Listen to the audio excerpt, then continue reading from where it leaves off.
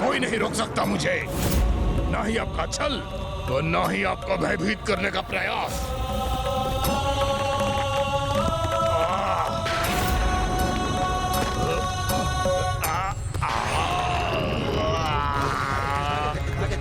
जय शिव शंकर शंभू। लंकेश, आप जो कर रहे हैं सर्वथा अनुचित है। वो उन सभी सीखों के विपरीत जा रहे हैं आप, जिनका उल्लेख आपने प्रभु शिव के अवतारों की कथाओं में स्वयं किया था। लंकेश,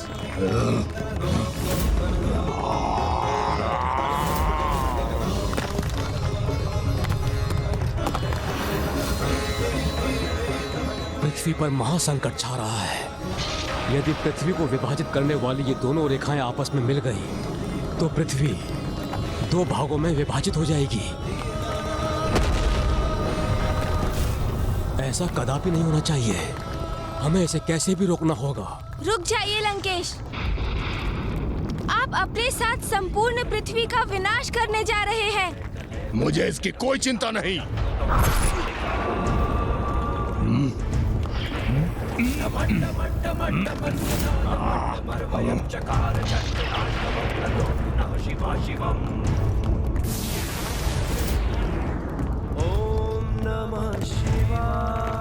लंकेश ने तो जैसे निश्चय ही कर लिया है कि वो अपनी हट में पृथ्वी का विनाश ही कर देगा। ओम नमः शिवाय, ओम नमः शिवाय। आज तो मैं सफल होकर ही रहूंगा।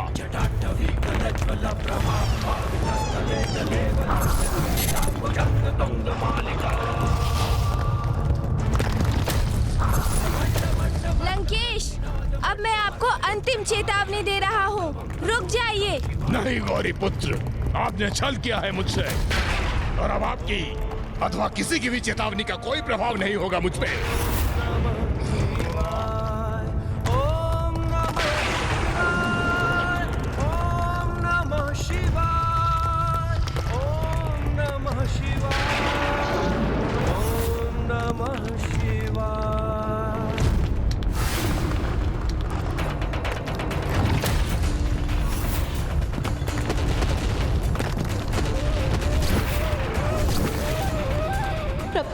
प्रभु, भूदेवी संकट में है। सृष्टि विनाश के निकट है। प्रभु, आपका अहंकारी और हठी भक्त धरती को ही संकट में डाल रहा है। प्रभु,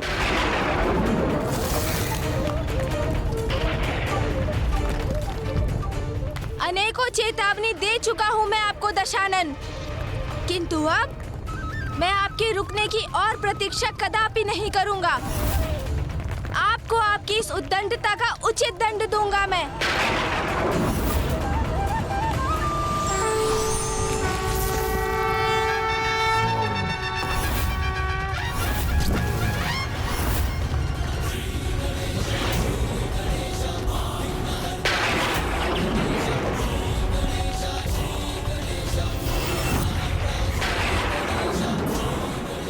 पूज्य गणेश जी ने विराट रूप धारण कर लिया है।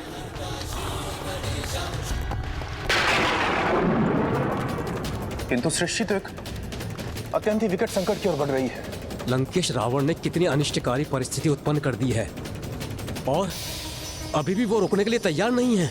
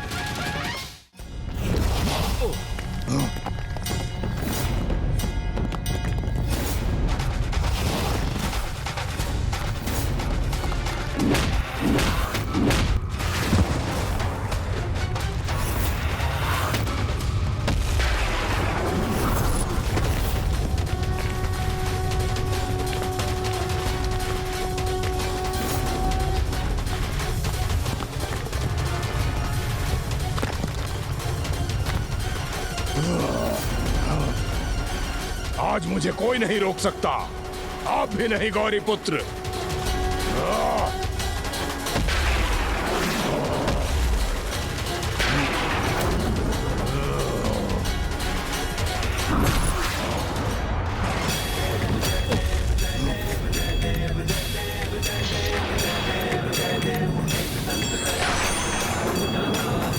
आप मुझे मेरी शक्ति का प्रयोग करने के लिए विवश कर रहे हैं गौरी पुत्र।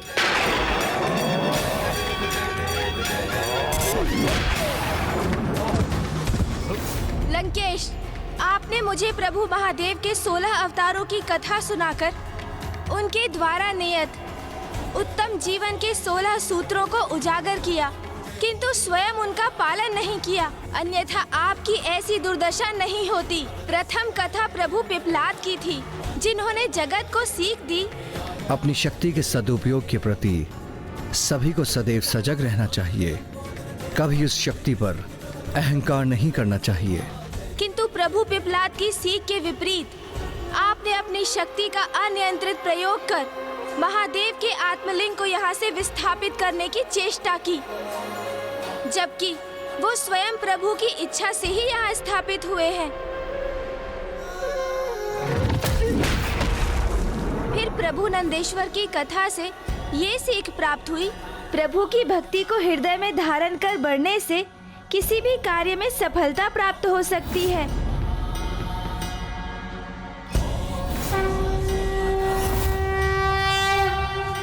प्रभु की इच्छा के विरुद्ध उनके आत्मलिंग को अपने साथ लंका ले जाने के प्रति ही एकाग्रता का प्रदर्शन किया।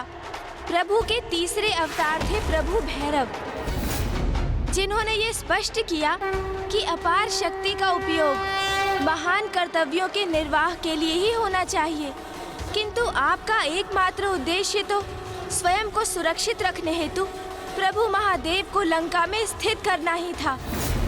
प्रभु के चौथे अवतार प्रभु वीरभद्र के माध्यम से उन्होंने ये स्थापित किया कि जो ज्ञानी और शक्तिशाली होते हैं, उन्हें कभी भी निष्क्रिय रहकर अधर्म और अन्याय का मूक समर्थन नहीं करना चाहिए। किंतु आप तो महाज्ञानी और महाबली होते हुए भी स्वयं अधर्म के पथ पर ही अग्रसर रहे। प्रभु के पांचवे अवतार प्रभु गृहपति थे, जिनसे ये सीख प्राप्त हुई, प्रबल इच्छा शक्ति और पूर्ण निष्ठा एवं श्रद्धा से कुछ भी संभव हो सकता है। प्रत्येक जीव को कभी भी किसी से वो कदापि नहीं मांगना चाहिए जिसे प्रदान करना देने वाले को कठिन हो। किंतु आपका उद्देश्य तो श्रद्धा से नहीं अपितु स्वार्थ से प्रेरित था।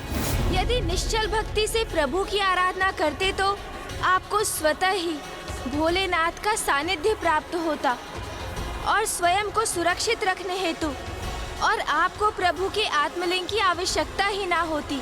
अपना हठ त्याग दो और यहाँ से तत्काल प्रस्थान कर लो लंकेश, यही तुम्हारे लिए हितकर है, अन्यथा मैं विवश होकर वो करने वाला हूँ जिससे कदाचित अब तुम तो क्या संपूर्ण सृष्टि ही अनभिज्ञ है।